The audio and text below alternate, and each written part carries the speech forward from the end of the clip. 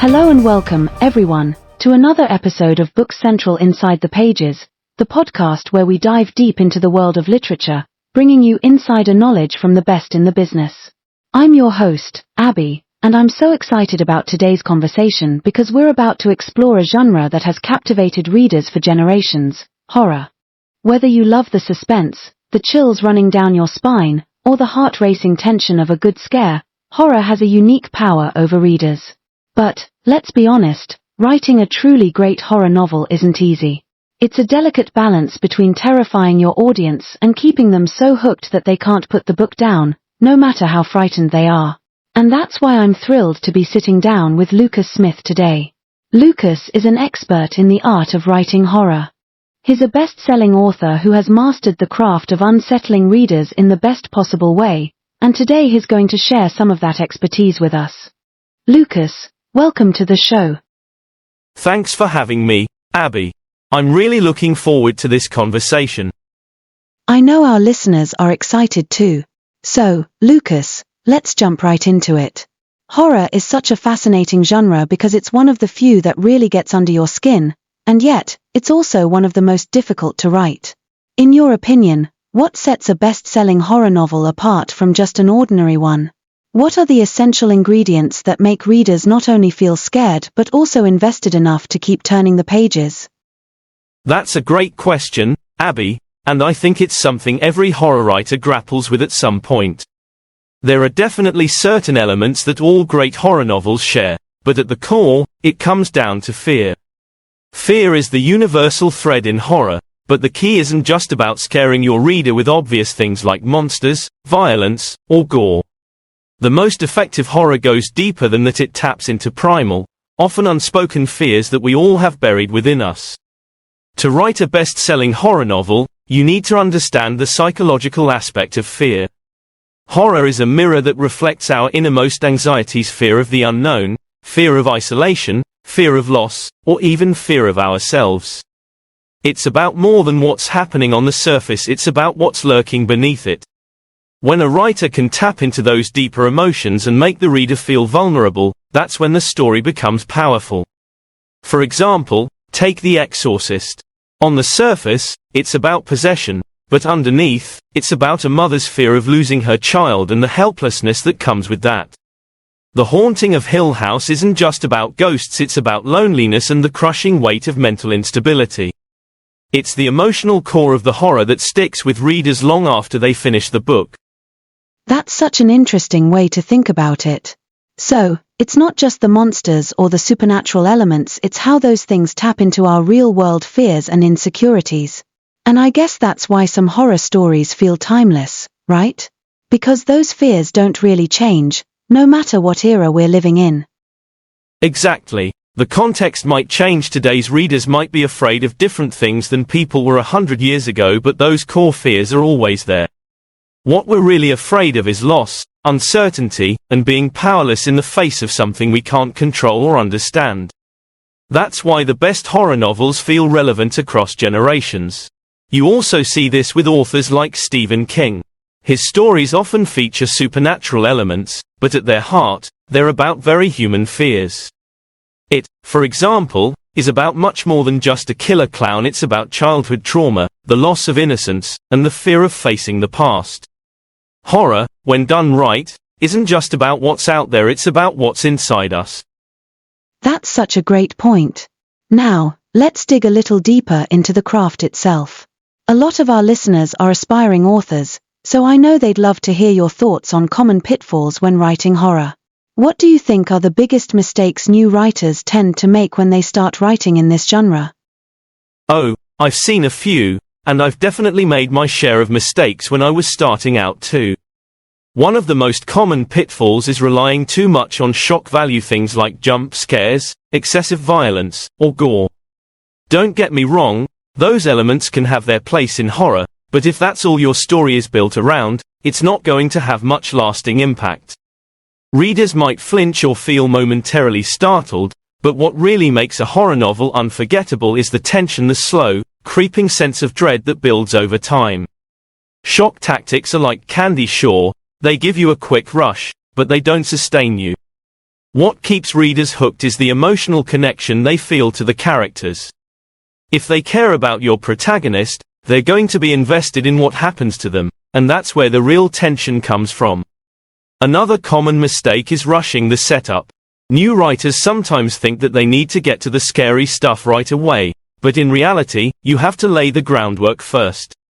You need to build your world, flesh out your characters, and create an atmosphere of unease before you introduce the horror. Think of it like pulling back a bowstring. The further back you pull, the more tension you create, and the bigger the impact when you finally let go. That's really insightful. I guess it's like any genre, really you need strong characters and a well-developed world. Otherwise, the stakes just don't feel real. Exactly. If your readers don't care about the characters, they won't care about the danger they're in. And that's especially true in horror, where the whole point is to make the reader feel like something terrible is about to happen. You can have the scariest monster in the world, but if your protagonist feels like a cardboard cutout, the reader's not going to be invested in their survival. And speaking of monsters, another mistake I see is over-explaining. In horror, less is more. The scariest things are often the ones you don't fully explain. Let the reader's imagination fill in the gaps. That's where true fear lies. If you spell everything out, you take away that sense of mystery and unease. It's the unknown that terrifies us most.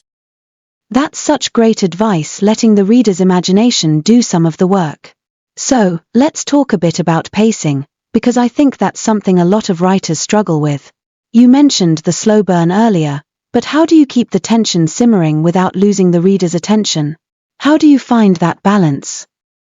Pacing is definitely a tricky aspect of horror, and it's one that takes some practice to get right. You want to create that slow build of tension, but you also need to make sure you're giving the reader enough to stay engaged. I like to think of pacing in horror as a kind of rhythm. It's not a constant sprint, but it's also not a slow crawl. It's about varying the pace, keeping the reader on their toes, and making sure that the tension never fully dissipates. One way to do that is by using what I call micro-tensions. These are little moments of uncertainty, discomfort, or unease that keep the reader guessing. They don't have to be big scares. In fact, they shouldn't be. It could be something as small as a strange noise in the background, a character behaving oddly, or even just a shift in the atmosphere. These little moments add up and create a sense of underlying dread that keeps the reader on edge. At the same time, you need to give the reader some relief, brief moments where they can catch their breath before the tension ramps up again. This ebb and flow is what keeps the pacing dynamic and engaging. If you have constant tension with no breaks, it can become overwhelming, and the reader might start to tune out. But if you balance those high-tension moments with quieter, reflective ones, the scares will hit much harder when they come. It sounds like you're describing a kind of emotional roller coaster, where you're building up the anticipation and then giving the reader a moment to relax before hitting them with the next big twist. That's exactly it. You want the reader to feel like they're being pulled in different directions. Just when they think they've figured out what's going on, you throw them a curveball. That's where the unpredictability of horror comes into play. If the reader can see every twist and turn coming, the tension evaporates. But if you can keep them off balance, always questioning what's going to happen next, that's when you've really got them hooked. This is so interesting, Lucas. Now, I'd love to hear your thoughts on setting, because I know from reading your work that you create these incredibly atmospheric environments. How important is setting in horror, and how do you go about crafting a setting that enhances the fear and tension? Setting is crucial in horror. In many ways, the setting is a character in itself. It's not just where the story happens, it actively contributes to the mood and the tension. The right setting can make the difference between a scary story and an absolutely terrifying one. It's not just about where things happen, but how that place feels to the characters and, by extension, the reader. When I create a setting, I try to think about how the environment reflects or amplifies the emotional state of the characters. If a character feels trapped or isolated, the setting should reflect that maybe they're in a cramped, confined space, or in a vast, empty wilderness where there's no one to help them. If the character is feeling disoriented or losing their grip on reality, the setting might be confusing or surreal, like a maze or a place where nothing is quite what it seems. Take a haunted house, for example. It's not just the house that's scary, it's the way the house plays with the characters' perceptions. Creaking floorboards, flickering lights, strange noises, these are all ways the setting contributes to the sense of unease and makes the characters feel like they're losing control. The setting should feel like it's working against the characters, almost like it's conspiring with whatever dark forces are at play. I love that the idea that the setting is almost an antagonist in itself, creating obstacles for the characters that aren't just physical but psychological. Exactly, and when you think about it, some of the most iconic horror stories are defined by their settings. Shirley Jackson's Hill House is terrifying not just because of the ghosts, but because the house itself feels alive, malevolent. It's oppressive, almost like it's feeding off the characters' fears. The setting reinforces the horror in a way that makes the reader feel trapped right along with the characters. And when it comes to writing those settings, I always recommend using all the senses to really immerse the reader. Don't just describe what a place looks like, what does it smell like? What's the temperature? Is the air thick with dust, or is there a damp, musty feel to it? Can the character hear something in the distance that's just out of sight?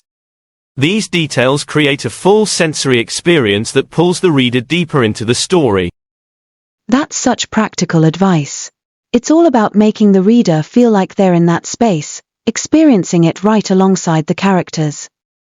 Exactly. The more you can make the reader feel like they're in the scene, the more immersed they'll be in the story, and the more effective the horror will be.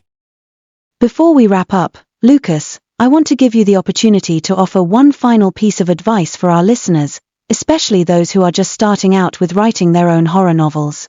What's the one thing they should focus on as they begin their journey into horror writing? My biggest piece of advice is to write fearlessly. Don't hold back, and don't be afraid to take risks. Horror is all about pushing boundaries both for your characters and for your readers. It's a genre that allows you to explore uncomfortable, dark, and even taboo topics, and that's part of its power. At the same time, remember that the best horror is grounded in real emotion. No matter how terrifying your plot or how grotesque your monsters, if your characters don't feel real, your readers won't be invested. Focus on creating characters that your readers care about, and make their fears feel personal and relatable. And finally, read a lot of horror. Study the masters Stephen King, Shirley Jackson, Edgar Allan Poe, and pay attention to how they build suspense, create atmosphere, and develop their characters. The more you read, the more you'll understand the rhythm of a great horror story, and you'll start to see how you can apply those techniques to your own writing. That's fantastic advice, Lucas. I know our listeners are going to walk away from this episode feeling inspired and ready to tackle their own horror projects. I hope so. It's been a real pleasure talking with you, Abbie. Thank you, Lucas. And thank you to all our listeners for tuning in to this episode of Book Central Inside the Pages. If you've been inspired to write your own horror story, or if you're just a fan of the genre, I hope today's conversation has given you some fresh ideas and motivation to dive into the dark and thrilling world of horror fiction. We'll be back next week with more tips, author interviews, and insights into the world of books. Until then, happy reading, and don't let the monsters under the bed keep you up at night.